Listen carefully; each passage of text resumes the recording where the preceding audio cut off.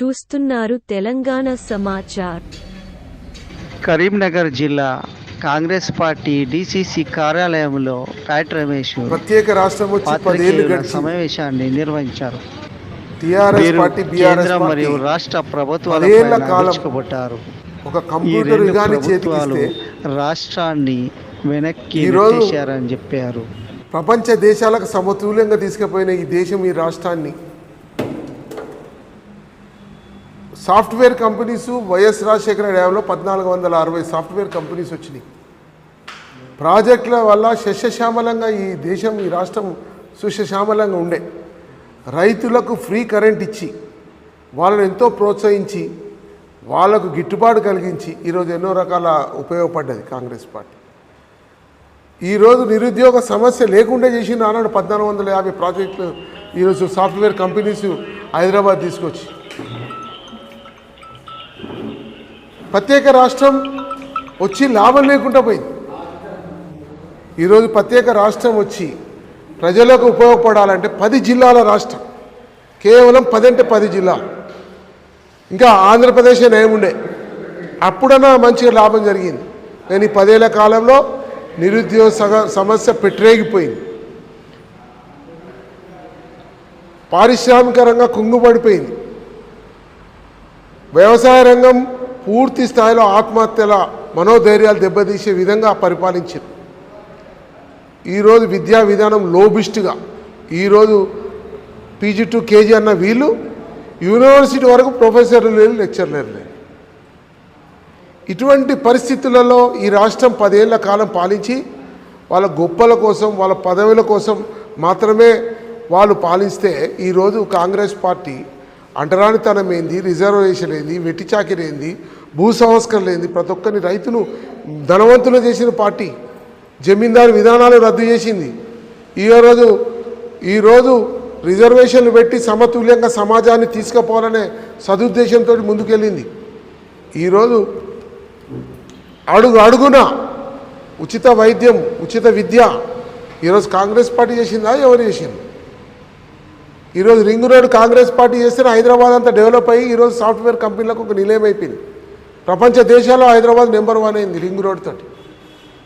ఈరోజు శ్రీరామ్ సాగర్ ప్రాజెక్టు కానీ, ఈరోజు నాగార్జున సాగర్ ప్రాజెక్టు కానీ ఈ దేశం ఎంతో సురక్షితంగా రైతులు పంటలు పండించుకొని ఈరోజు ఈస్ట్ వెస్ట్ గోదావరి లాగా ఉండే పరిస్థితి తీసుకొచ్చింది. ఇట్లా అన్ని రంగాలలో ఈ టీఆర్ఎస్ పార్టీ వైఫల్యం చెందింది. ఈరోజు ఎంత మంచిగా 10 ఏళ్ళు 10 జిల్లాలను సాఫ్ట్వేర్ రంగం ఆ చేతులకు ఇస్తే ఈరోజు కేంద్ర ప్రభుత్వం కానీ రాష్ట్ర ప్రభుత్వం కానీ ఏమాత్రం సంతోషకరంగా ఈ రాష్ట్రాన్ని ముందుకు తీసుకెళ్ళలేదు. ఈరోజు 60 రోజులైంది రేవంత్ రెడ్డి గారి నేతృత్వం లోపల. ఈరోజు అన్ని రకాల 6 ఇచ్చిన హామీలు నెరవేరిస్తే ఎటువంటి పరిస్థితులు వస్తాయని భయ ఆందోళన గురిపైపోతున్నారు టీఆర్ఎస్.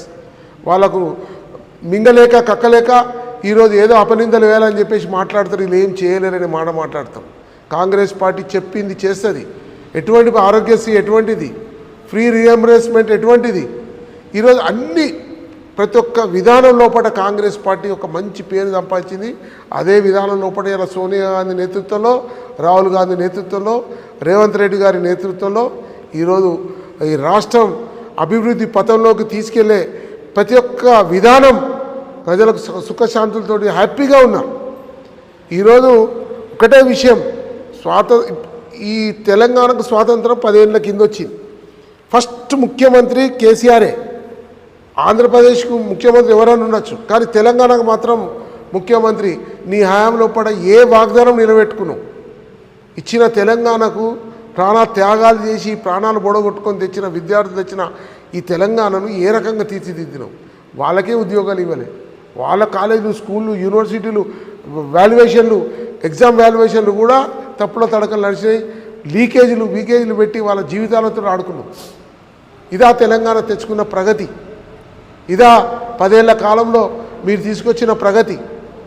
ఈరోజు మీకు కంటబడతలేదా ఆ రోజు ఏమేం చేసిన కాంగ్రెస్ పార్టీ? ఆరోగ్యశ్రీ పథకాన్ని కూడా నీరు గార్పించారు. షాదీ ముబారక్ కాంగ్రెస్ పార్టీ ఇచ్చింది. అప్పుడు కూడా దానికి పేరు చేంజ్ చేసింది. ఈరోజు రకరకాల ప్రాజెక్టుల ద్వారా ఒక కేవలం నిస్వార్థంగా ప్రజలకు సేవలు అందించాలనే సంకల్పం పెట్టుకున్నది కాంగ్రెస్ పార్టీ. మేము ఉండాలి, మా రాజ్యం ఉండాలి, మేమే పదవులు ఉండాలి అనుకునేది టీఆర్ఎస్ పార్టీకి, బీజేపీ పార్టీ. వాళ్ళేమో సెంటిమెంట్ మీద కొట్టి టికెట్లు దండుకోవాలని చూస్తాడు, ఈయన తప్పుడు వాగ్దానాలు ఇచ్చి దండుకోవాలని చూస్తారు. ఎంతవరకు నడుస్తుంది మోసం?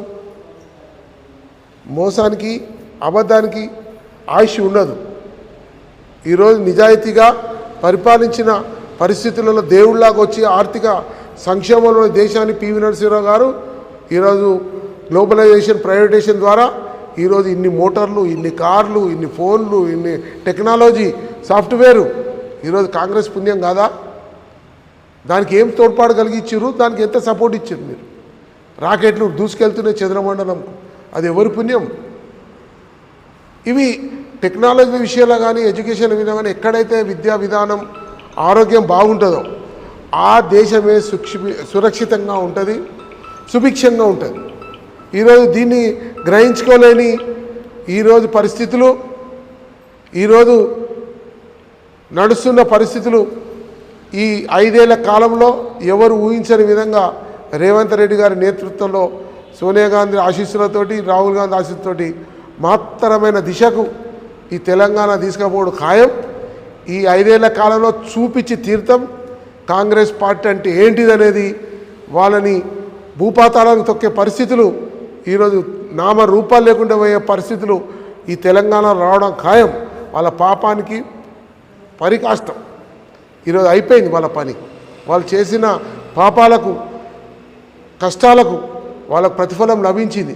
వాళ్ళు ఎటువంటి పరిస్థితుల్లోనూ మరొక్కసారి వచ్చే పరిస్థితి మాత్రం తెలంగాణలో ప్రజలు ఇవ్వరనేది గంటపదంగా చెప్తాం.